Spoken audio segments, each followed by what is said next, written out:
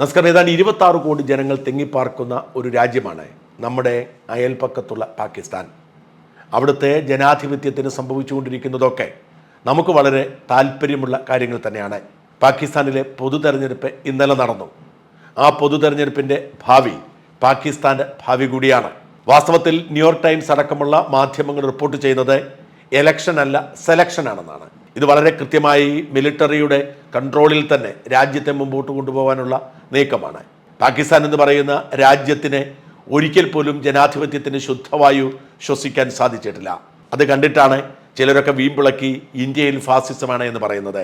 പക്ഷേ ഒരിക്കൽ പോലും നമ്മുടെ ജനാധിപത്യം അട്ടിമറിക്കപ്പെട്ടില്ല എന്നിവർ മറന്നുപോകുന്നു.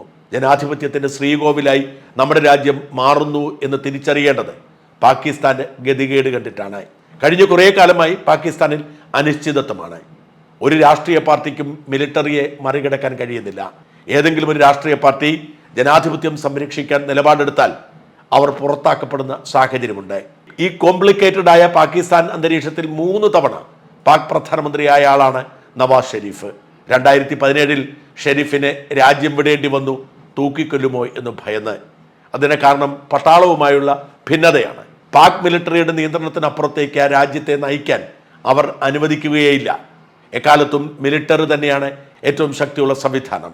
ഇന്ത്യ അടക്കമുള്ള അയൽ രാജ്യങ്ങളുമായി ഭിന്നിച്ച് എങ്ങനെ നിൽക്കുന്നതും മിലിറ്ററിയുടെ പ്രാധാന്യം തന്നെയാണ്. അങ്ങനെ 2017 വധശിക്ഷ പേടിച്ച് നാടുവിട്ട നവാസ് ഷെരീഫിനെ തിരിച്ചു കൊണ്ടുവന്നത് മിലിറ്ററി തന്നെയാണ്. കാരണം അന്ന് പട്ടാളത്തിന്റെ പിന്തുണയോടുകൂടി അധികാരത്തിലെത്തിയ മുൻ ക്രിക്കറ്റർ കൂടിയായ ഇമ്രാൻഖാൻ പട്ടാളത്തിലെ ജനറൽമാരുമായി തെറ്റുന്നു. അല്പം പോലും ജനാധിപത്യം നൽകാതെ രാജ്യത്തിന്റെ വളർച്ചയെ തടയുന്നത് പട്ടാളമായതുകൊണ്ട് തന്നെ എതിർക്കേണ്ട സാഹചര്യമുണ്ടായി. ഇമ്രാൻഖാൻ എതിർക്കുന്നു. ഒടുവിൽ ഇമ്രാൻഖാനെ പട്ടാളം ജയിലിൽ അടക്കിയായിരുന്നു. 2022 അധികാരത്തിൽ നിന്നും ഇമ്രാൻഖാൻ പുറത്താവുന്നു. ഇപ്പോൾ ജയിലിലാണ്. 135ഓളം കേസുകളാണ് ഇമ്രാൻഖാനെതിരെ എടുത്തിരിക്കുന്നത്. അതിൽ 3-4 കേസിൽ ശിക്ഷിക്കപ്പെട്ടിരിക്കുന്നു. ഇപ്പോൾ വിചാരണയിലുള്ള ഒരു കുറ്റകൃത്യത്തിൽ ഇമ്രാൻഖാനെ ശിക്ഷിച്ചാൽ വധശിക്ഷയായിരിക്കും ലഭിക്കുക. ഇമ്രാൻഖാന്റെ പാർട്ടിക്കാർ പാക് പട്ടാള ക്യാമ്പിൽ നടത്തിയ ആക്രമണം ഇമ്രാൻഖാനാണ് ആഹ്വാനം ചെയ്തത് എന്ന് പറഞ്ഞാണ് ആ കുറ്റകൃത്യം ചുമത്തിയിരിക്കുന്നത്. തൂക്കിക്കൊന്നാൽ അത്ഭുതപ്പെടേണ്ടതില്ല. അത് പാകിസ്ഥാന്റെ പാരമ്പര്യമാണ്. അതിന് കളമൊരുക്കാൻ വേണ്ടിയാണ് നവാസ് ഷെരീഫിനെ അവർ വീണ്ടും കൊണ്ടുവന്നതും നവാസ് ഷെരീഫിനെ കുറുക്കുവഴിയിലൂടെ അധികാരത്തിലെത്തിക്കാൻ ശ്രമിക്കുന്നതും. അതിന്റെ ഭാഗമായി ഇമ്രാൻഖാന്റെ പാർട്ടിയായ പാകിസ്ഥാൻ തെഹ്റീക് ഇൻസാഫ് പാർട്ടിയെ നിരോധിച്ചിരിക്കുകയാണ്. ആ പാർട്ടിയുടെ ക്രിക്കറ്റ് ചിഹ്നമൊക്കെ എടുത്തു കളഞ്ഞു. പാർട്ടിയുടെ ലേബലിൽ ആർക്കും മത്സരിക്കാൻ കഴിയാത്ത സാഹചര്യമുണ്ടാക്കി. ഇമ്രാൻഖാനെ ജയിലിൽ അടച്ചു. എന്നാൽ ഇമ്രാൻഖാനെ പിന്തുണയ്ക്കുന്ന ജനാധിപത്യം പുലരാൻ ആഗ്രഹിക്കുന്നവർ പാകിസ്ഥാൻ തെരഞ്ഞെടുപ്പിൽ സ്വതന്ത്രരായി മത്സരിച്ചു. ആകെയുള്ള 336 സീറ്റിൽ 266 ഇടത്താണ് തെരഞ്ഞെടുപ്പ് നടക്കുക. വനിതകൾക്ക് വേണ്ടി 60 സീറ്റുകളും ന്യൂനപക്ഷങ്ങൾക്ക് വേണ്ടി 10 സീറ്റും സംവരണം ചെയ്തിട്ടുണ്ട്. ഈ സംവരണം എന്ന് പറയുന്നത് തെരഞ്ഞെടുപ്പിന് ശേഷം ഓരോ പാർട്ടിയും നേടിയ വോട്ടിന്റെ ശതമാനം അനുസരിച്ച് വീതിച്ചു കൊടുക്കുന്നതാണ്.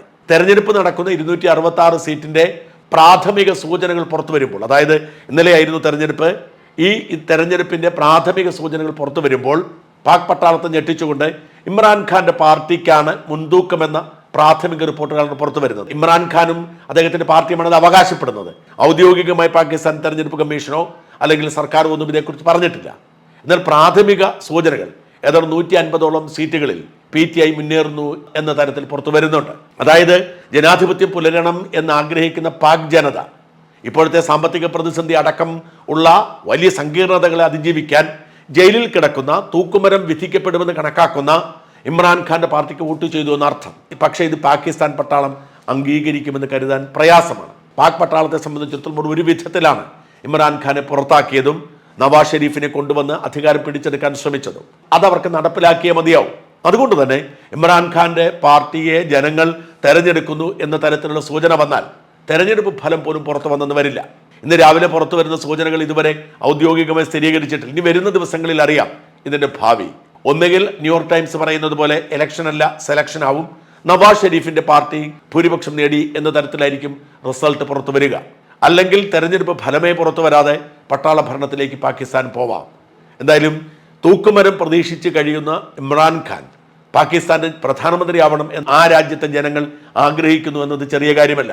ഇന്ത്യയെ സംബന്ധിച്ചിടത്തോളം കൃത്യമായ അകലം പാലിച്ചാണ് ഈ തെരഞ്ഞെടുപ്പിൽ നിലപാടെടുത്തിരിക്കുന്നത്. നവാസ് ഷെരീഫ് ആണെങ്കിലും ഇമ്രാൻഖാൻ ആണെങ്കിലും ഇന്ത്യയെ സംബന്ധിച്ചിടത്തോളം കുഴപ്പമൊന്നുമില്ല.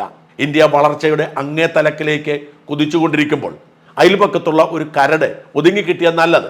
വെറുതെ പാകിസ്ഥാനുമായി കശവശയുണ്ടാക്കി ഇന്ത്യക്ക് സമയം കളയാനില്ല.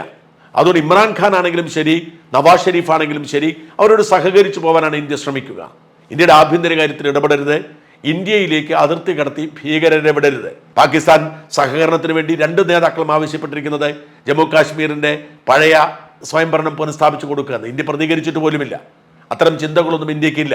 ഇന്ത്യയുടെ ആഭ്യന്തര കാര്യത്തിൽ പാകിസ്ഥാൻ ഇടപെടാൻ അനുവദിക്കുകയുമില്ല.